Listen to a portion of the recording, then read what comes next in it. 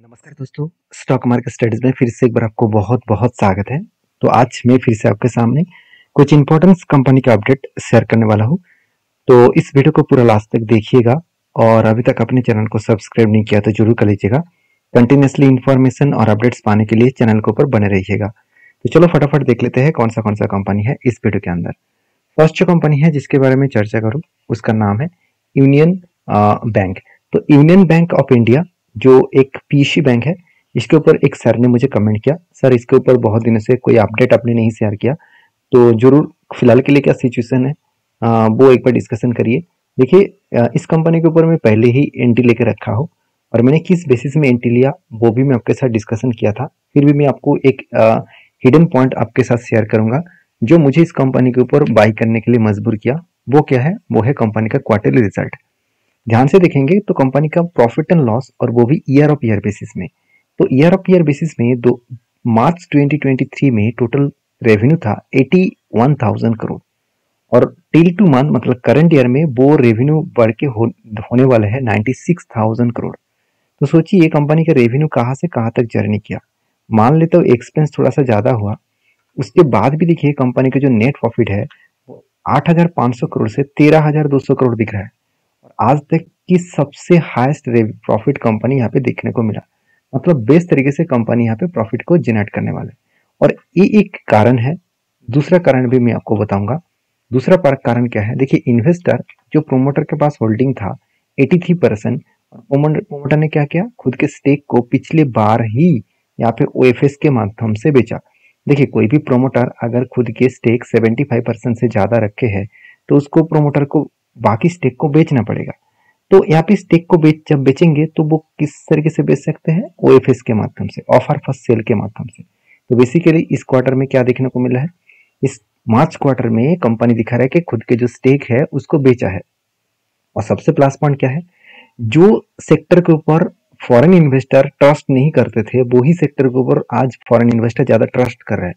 आप खुद ही देख सकते हैं एफएस के पास कितना होल्डिंग था 1.49% और वो होल्डिंग मार्च क्वार्टर में कितना हो चुके हैं 6.75% के आसपास। तो अगर इंस्टीट्यूशन इतने क्वांटिटी ऐड कर रहा है तो मुझे लगता है पब्लिक को भी उस कंपनी के ऊपर कुछ ना कुछ पॉजिटिविटी सोचना चाहिए। तो देखिए मैं कोई आपको ऐसे रिकमेंडेशन नहीं कर रहा हूँ कि आप भी बाई कर लीजिए, मैं बाई किया हूँ तो आप भी कर लीजिए, ऐसे बिल्कुल नहीं। हर किसी का अलग अलग ओपिनियन होता है। मेरा काम है पॉइंट ऑफ व्यू से सारे पॉइंट्स को आपके साथ शेयर करना, आपका काम है उस पॉइंट को वेरीफाई करना, आपके जो एडवाइजर है उसके साथ बातचीत करना और उसके बाद डिसीजन लेना।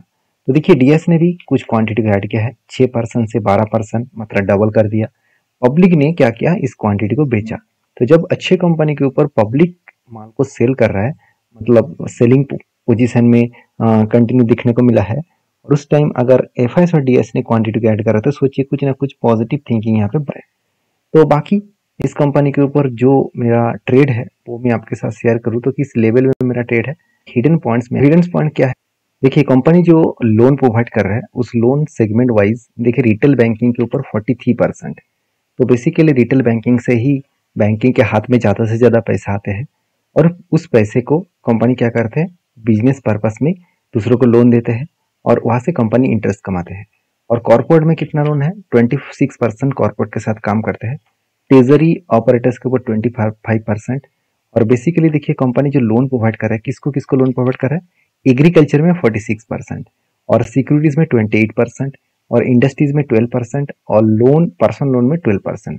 और मजेदार बात चीज आपको बताऊं, देखिए अगर कंपनी इंडस्ट्रियल को ज्यादा लोन देते तो वहां पे लोन डिफॉल्ट होने का चांसेस बहुत ज्यादा होता। क्योंकि इंडिया में जो लोग मिडिल क्लास से बिलोंग करते हैं, जो लोग फार्मर है, जो एग्रीकल्चर के लिए लोन ले रहे हैं, वो लोग खुद के जान दे देंगे फिर भी वो लोन कभी भी डिफॉल्ट नहीं करेगा। जी जान लगा देंगे लोन को वापस करने के लिए, क्योंकि उसके मिडिल क्लास के एक ही उसूल है, उसके पास कुछ होना हो उसका सम्मान सबसे बड़ा है और सम्मान के लिए वो जीते हैं। तो उस बेसिस में जितने सारे कंपनीज एग्रीकल्चर के ऊपर लोन प्रोवाइड ज्यादा करते हैं तो सोचिएगा वहाँ पे फार्मर लोन ले रहे हैं, इसका मतलब वहाँ पे लोन डिफॉल्ट होने का चांसेस बहुत कम है। तो इसीलिए एक पॉइंट्स को मैं यहाँ पे आपके साथ शेयर करूंगा। अगर मैं कंपनी के क्वार्टर रिजल्ट में कंपनी की एक बार एनपीए को एक बार डिस्कशन करूं, मैं पिछले डेटा का एनपीए को एक बार आपको साथ शेयर करूंगा। आप खुद ही देख सकते हैं जो पिछली बार का डेटा है उस डेटा के हिसाब से जो एनपीए 2.14% का हुआ करता था, इस बार वो 1% हो चुके हैं। मतलब किस हद तक कंपनी एनपीए को कम किया है। तो एनपीए जितना कम होंगे उस बैंक का ग्रोथ होने का चांसेस उतना ही बढ़ जाएगा। तो बेसिकली कंपनीज के ऊपर एक अच्छा खासा ग्रोथ दिखा और इसके ऊपर मैंने किस बेसिस में एंट्री लिया वो भी मैं आपके साथ शेयर कर रहा हूँ। चलो वो भी मैं आपको यहाँ पे दिखाना वहाँ। तो यहाँ पे देख सकते हैं किस तरीके से एक पैटर्न क्रिएट हुआ। वो पैटर्न्स कुछ इस तरीके से बने, कफ विद हैना पैटर्न्स। तो आप इस पैटर्न्स को थोड़ा सा छोटा करके देखेंगे तो आपको सब कुछ क्लियरिटी मिल जाएगा। देखिए यहाँ पे क्या बना, एक कप बना, उसके बाद एक छोटा सा हैंडल बना और कफ विद हैंडल पैटर्न बनने के बाद मैं जो टारगेट लेके चल रहा हूँ एक बड़ा सा टारगेट है 84% के आसपास। जो टारगेट निकल कर है 280 के आसपास। और ये टारगेट मिलने में इतना आसानी से टारगेट तो नहीं मिलेगा। मुझे लग रहा है इलेक्शन का माहौल है, उस टाइम बैंकिंग सेगमेंट में बहुत ज़्यादा वोलेटिलिटी आपको देखने को मिलेगा। हाँ, इलेक्शन का रिजल्ट आने के बाद ही क्लियर कट आपको सारी चीज देखने को मिल जाएगा। अभी मैं तो बुलिश हूँ, आपकी क्या राय है जरूर कमेंट्स करना, क्योंकि कितना भी कंटिन्यू रहना चाहता हूँ। बाकी आप किस तरीके से सोचते हैं जरूर एक बार कमेंट्स करके बताना। नेक्स्ट जो कंपनी है उसका नाम है फाइन ऑर्गेनिक। देखिए फाइन ऑर्गेनिक बेसिकली एक केमिकल सेक्टर से बिलोंग करता है और एक स्मॉल कैप टाइप कंपनी है। मगर इस कंपनी में दम है, कितना दम है चलो मैं आपको दिखाता हूँ। कंपनी का देखिए आरओसी आरओई कितना शानदार है। कंपनी के P ratio industries P ratio से कम है, मतलब सस्ते में है। कंपनी की जो डेप्थ है वो ना के बराबर है। प्रोमोटर के पास होल्डिंग्स भी बहुत शानदार है। और कंपनी की जो डेप्थ मतलब सबसे इंपॉर्टेंट पॉइंट है interest coverage margin, EBITDA margin, साथ ही साथ return of asset and return of ROC का एवरेज 3 साल का ग्रोथ। तो सब कुछ आपको बेस्ट लेवल में दिखेगा। तो यहाँ पे क्वेश्चन ये है कि सर सब कुछ अगर बेस्ट है तो कंपनी गिरते क्यों चले जा रहे हैं, कंपनी भाग क्यों नहीं रहा। देखिए यही तो मेन कारण है जो आपको जानना है। देखिए लास्ट 1.5 मंथ और 2 साल भी आप बोल सकते हैं, 2 साल से केमिकल सेक्टर के पूरा का पूरा केमिकल सेक्टर में स्लो डाउन है। मतलब पूरा का पूरा केमिकल सेक्टर में जो डिमांड है वो बहुत हद तक कम हो चुके हैं, जिसके चलते है फाइन ऑर्गेनिक के ऊपर भी एक प्रेशराइज भी देखने को मिला। और फाइन ऑर्गेनिक के ऊपर मैं पॉजिटिव क्यों हूँ, क्योंकि जब अच्छे कंपनी सस्ते में मिले तो इससे बढ़िया अपॉर्चुनिटी आपको शायद दोबारा ना मिले। इसीलिए उस कंपनी के ऊपर आपको फोकस होना चाहिए। और आप खुद ही देख सकते हैं यहाँ पे जो फाइन ऑर्गेनिक कंपनी है वो कौन सा सेक्टर के ऊपर काम करते हैं। फूड्स के ऊपर, प्लास्टिक के ऊपर, cosmetics, coating and other speciality chemicals के ऊपर। तो बेसिकली इस कंपनी बहुत स्ट्रांग है। और क्वार्टरली रिजल्ट आप देखेंगे तो कंपनी का सेल्स कम सिर्फ इसीलिए हुआ क्योंकि कंपनी के अंदर कुछ प्रॉब्लम नहीं है, पूरा का पूरा सेक्टर में प्रॉब्लम है। क्योंकि पहले अगर डेटा देखेंगे तो पहले डेटा में आपको कभी भी कमियां देखने को नहीं मिलेगा। एक भी साल में ऐसे नहीं दिखेगा कि कंपनी के सेल्स में कमियां देखना है। तो कंटिन्यूसली कंपनी खुद के नेट प्रॉफिट को भी इंक्रीज किया। और अभी देखिए इतना मतलब सेल्स कम होने के बाद भी कंपनी के प्रॉफिट मार्जिन अभी भी वही लेवल में है जो प्रीवियस लेवल में था। 100 करोड़ से इस बार कितना बना, 94 करोड़ बना। तो अभी क्वेश्चन ये है कि कंपनी का क्या नेक्स्ट ईयर में भी अच्छा खासा रिजल्ट नहीं करेंगे। देखिए मेरे हिसाब से रिजल्ट अभी भी प्रेशराइज में है, क्योंकि 600 करोड़ से कंपनी अभी भी 400 करोड़ तक कंपनी का प्रॉफिटेबिलिटी दिखा रहा है। मतलब अभी भी प्रेशर है, कोई बात नहीं, इसमें चिंता करने का कोई जरूरत नहीं है कि कंपनी बेकार हो गया। कंपनी कोई भी बेकार नहीं हुआ, कंपनी के हर पॉइंट्स पॉजिटिव में है। सिर्फ सेक्टर वाइज कंपनी का सेल्स ग्रोथ कम हुआ है। जब सेल्स ग्रोथ बढ़ेंगे तो इस कंपनी का भी ग्रोथ बनने का चांसेस रहेगा, क्योंकि केमिकल के बिना कोई भी प्रोडक्ट आज तैयार नहीं हो रहा है। चाहे वो खाने पीने का चीज हो, चाहे वो पहनने का चीज हो, चाहे वो आप बिजनेस पर्पस में कोई भी प्रोडक्ट को यूज करते होंगे, तो सब कुछ के लिए केमिकल्स का जरूरत है। तो बेसिकली केमिकल्स कंपनी के ऊपर एक प्रेशराइज है। मैं पहले भी तैयार था, एक पैटर्न्स बना था यहाँ पे, शोल्डर कम हेड कम शोल्डर बना था, मगर कंफर्मेशन नहीं मिला तो एंट्री नहीं लिया। उसके बाद देखिए वीक फॉल हो चुके हैं। और मैंने आपको ये भी बताया कि कंपनी के ए लेवल बहुत स्ट्रांग है। ए लेवल वो लेवल है 4072। ए लेवल बहुत स्ट्रांग लेवल है इसका, क्योंकि इसी लेवल में जाकर अटक चुके हैं और मुझे नहीं लग रहा कि वो ऊपर जाएगा और भी गिरावट का माहौल दिखा सकते हैं। तो आपकी क्या राय है इस फाइन ऑर्गेनिक के ऊपर जरूर कमेंट्स करना, क्योंकि टॉप लेवल से देखा है तो एक अच्छा खासा गिरावट का सिचुएशन यहाँ पे देखने को मिला है। तो नेक्स्ट जो कंपनी है उसके बारे में चर्चा करूँ उससे पहले एक चीज मैं यहाँ पे नोटिस कराना चाहूंगा।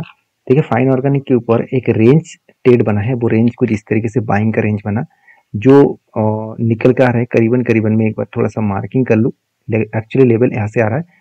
तो गाउंट लेवल का जो ग्रीन कैंडल स्टार्ट हुआ वो क्लोजिंग कहाँ तक हुआ, 41% के आसपास। तो इसी लेवल में ट्रेड किस तरीके से बनता है, जब भी इस नीचे लेवल को टच करता है तब एंटी बनेगा और इसका टारगेट बनेगा इस हाई लेवल तक। तो फाइन ऑर्गेनिक के ऊपर एक शानदार तरीके से पैटर्न क्रिएट हुआ, जिसके ऊपर मुझे लग रहा है थोड़ा सा टाइम लगेगा, शायद 1-2 साल भी लग सकते हैं, क्योंकि सेक्टर में प्रॉब्लम है तो थोड़ा सा स्लो में चलेगा इस सेक्टर। तो नेक्स्ट जो कंपनी है उसका नाम है आईटीसी लिमिटेड। देखिए आईटीसी कोई छोटा मोटा कंपनी नहीं है, बेसिकली आईटीसी एक बड़े कंपनी है और आईटीसी के ऊपर सबसे मजेदार बात है कि आईटीसी के ऊपर जो ट्रेड बना था वो किस तरीके से बना, सबसे पहले मैं वो आपके साथ शेयर करूंगा। देखिए आईटीसी जब लगातार गिरते चले जा रहे थे तब उस टाइम 200 डेज जो मूविंग एवरेज है उस मूविंग एवरेज के नीचे आया। अब इस मूविंग एवरेज आप कहेंगे सर मुझे कहाँ से मिलेगा, आपको कुछ नहीं, यहाँ पे ऊपर जो इंडेक्स मतलब इंडिकेटर्स है इसके ऊपर जाकर यहाँ पे सर्च करना मूविंग एवरेज। तो मूविंग एवरेज जब सर्च करेंगे तो आपको मूविंग एवरेज दिखेगा, उसको ऐड कर लेना और इसको सेटिंग्स में चले जाना और सेटिंग्स में जाने के बाद 200 डेज कर लेना। सेटिंग्स कहाँ पे मिलेगा, यहाँ पे देखिए राइट लेफ्ट साइड में आपको सेटिंग्स मिलेगा, सिंपल मूविंग एवरेज का आपका एक सेटिंग्स मिलेगा। इस सेटिंग्स में जाकर आपको यहाँ पे 200 कर लेना है, इनपुट में आपको 200 करना है। बस इसको सेटिंग करने के बाद आरएसआई को यहाँ पे ऐड कर लेना। आरएसआई ऐड करने के बाद आरएसआई में क्या होगा, आपको जब भी आरएसआई 30 के नीचे आएगा, 30 के नीचे आरएसआई टच करेंगे, इस लो जो ग्रीन वाला लाइन है वो 30 है, जो ऊपर वाला लाइन है वो 70 है। तो आरएसआई 30 को जब टच करेंगे तब यहाँ पे क्या बनेगा, एक एंटी बनेगा और धीरे धीरे करके वो ऊपर जाएगा, मतलब यहाँ से ऊपर जाएगा तो कहाँ तक टच कर सकते हैं, इस 70 तक वो टच करेंगे। तो 70 में जब टच करेंगे तब क्या बनेगा, एग्जिट। अगर एग्जिट बने तो एक टारगेट आपको यहाँ पे मिल सकता है। तो इसको एंटी लेकर मैं कंटिन्यू कर रहा हूँ और पहले से मैं एक बड़ा एंटी लेकर भी कंटिन्यू कर रहा हूँ। वो बड़ा एंटी कौन सा है, चलो वो भी मैं आपको दिखा देता हूँ। अगर मैं आईटीसी के चार्ट पैटर्न यहाँ पे ओपन कर लूँ आपको पता चलेगा। आईटीसी एक बार लिख लेता हूँ, आप खुद ही लाइव देख सकते हैं। देखिए यहाँ पे मैंने कफ विद हैंडल पैटर्न बना, बहुत लंबा सा जर्नी के बेसिस में एक क्या बना, एक कफ और विद हैंडल पैटर्न बना और फाइनली ब्रेकआउट होने के बाद देखिए कंपनी बहुत टाइम लगा रहा है, कोई बात नहीं, जो टारगेट है कोई छोटा मोटा टारगेट नहीं है, अराउंड 63% का टारगेट है। तो मुझे लग रहा है थोड़ा सा टाइम लगेगा इस टारगेट को अचीव करने में। बाकी आपको क्या राय है जरूर मुझे कमेंट्स करना, क्योंकि मैं कोई सेबी रजिस्टर्ड पर्सन नहीं हूँ कि मैं आपको बाय सेल का रिकमेंड करूँ। अगर आपको काम करना ही है तो सारी चीज़ों को समझ कर सीख कर काम करिए। तो नेक्स्ट जो कंपनी है उसके बारे में चर्चा करूँ, उसका नाम आप देख सकते हैं, एल्कॉन इंजीनियरिंग कंपनीज लिमिटेड। तो इस कंपनी बहुत बड़ा अपडेट जल्द से जल्द लेके आने वाला है। कंपनी यहाँ पे स्प्लिट के साथ साथ डिविडेंड भी अनाउंसमेंट करने वाला है। तो कंपनी स्प्लिट देने वाले, एक के बदले 2 शेयर देने वाला है, क्योंकि इसका फेस वैल्यू 2 है तो इसको 1 करेंगे तो एक के बदले आपको 2 शेयर मिलेगा। तो जो लोग स्प्लिट पाना चाहते हैं तो इस कंपनी के ऊपर एक बार रिसर्च करिए, उसके बाद कुछ डिसीजन लीजिए। तो वीडियो में जानकारी अच्छा मिले तो प्लीज़ लाइक करना। मिलते हैं नेक्स्ट वीडियो में, तब तक के लिए धन्यवाद।